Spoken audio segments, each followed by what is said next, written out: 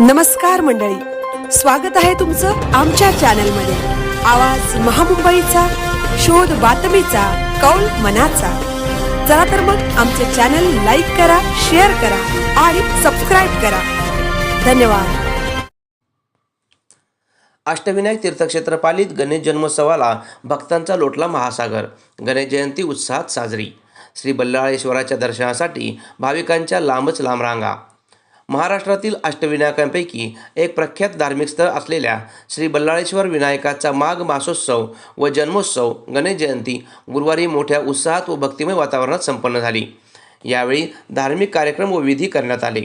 बल्लाळेश्वराच्या दर्शनासाठी पहाटेपासूनच भक्तांच्या रांगा लागल्या होत्या। राज्याबाहेरून व राज्यभरातून आलेल्या हजारो भाविकांनी बल्लाळेश्वराचे दर्शन घेतले। यानिमित्त पालीत मोठी यात्रा देखील भरली आहे। यात्रेत कोट्यावधींची उलाढाल होताना दिसत आहे।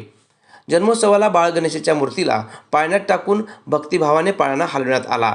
यावेळी बल्लाळेश्वर देवस्थानचे अध्यक्ष जितेंद्र गद्रे, उपाध्यक्ष वैभव आपटे, विश्वस्त प्रमोद पावगी, अरुण गद्रे, विश्वास गद्रे, अमोल साठे व डॉक्टर पिनाकिन कुंटे आदींसह मंदिर मुख्य पुजारी गणेश कोनकर, गुरव, मान्यवर व भक्त उपस्थित होते।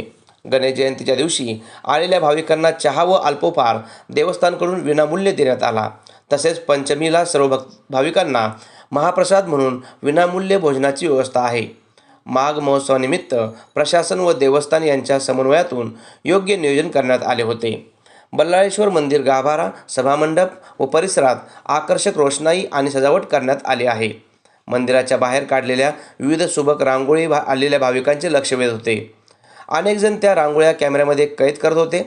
अनेक जणांनी आपल्या व्हॉट्सअप व फेसबुक स्टेटसवर संपूर्ण पालीतील आणि गणपती मंदिर व यात्रेचा ड्रोनद्वारे काढलेला व्हिडिओ तसेच फोटो ठेवले होते।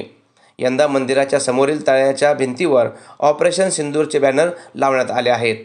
वाहतूक कोंडी सोडवण्यासाठी वाहतूक पोलीस तसेच देवस्थानचे सुरक्षा रक्षक देखील तैनात करण्यात आले आहेत।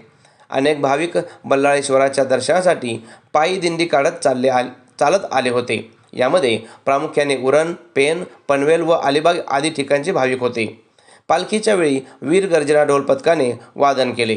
या उत्सवासाठी तहसील कार्यालय, पोलीस प्रशासन, स्थानिक नगरपंचायत आणि ग्रामस्थांचे मोठे सहकार्य लाभत आहे। हा उत्सव शांततेत आणि आनंदात साजरा व्हावा असे आवाहन देवस्थान प्रशासनामार्फत करण्यात आले आहे।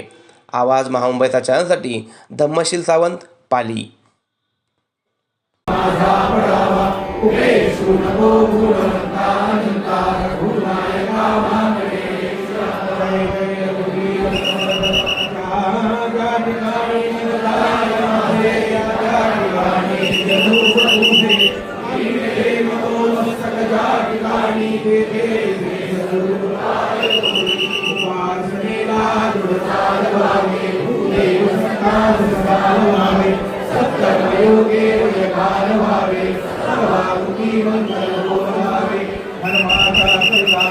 जगती रामाने भाडी रे ऐसे साडूला भक्ती करिता ऐश्वर्य हे रामने आता धर्म सका तुझा पुढतिया नमस्ते असे इच्छा होत तशी मानती असे आदे दुधारे राजा विराज भगवान की जय। ओ